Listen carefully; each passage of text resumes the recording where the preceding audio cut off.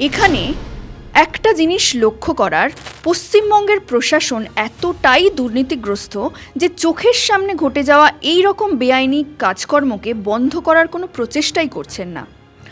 আর এর দীর্ঘ প্রসারী প্রভাব বাংলার অর্থনীতি তথা সমস্ত দিকেই ছড়িয়ে পড়ছে। এদের মধ্যে অন্যতম হল জীবিকা, বাসস্থান, খাদ্য, স্বাস্থ্য ও শিক্ষা।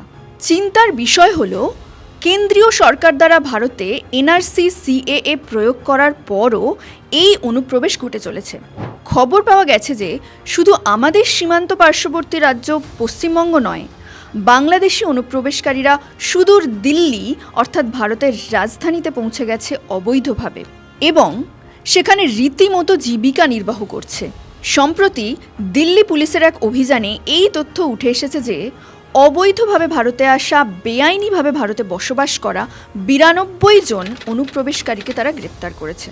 দিল্লি পুলিশ আরও জানিয়েছে যে গত বছর 26শে ডিসেম্বর 2024 থেকে এখনও পর্যন্ত প্রায় 142 জন বাংলাদেশি অনুপ্রবেশকারীকে তারা গ্রেপ্তার করেছে।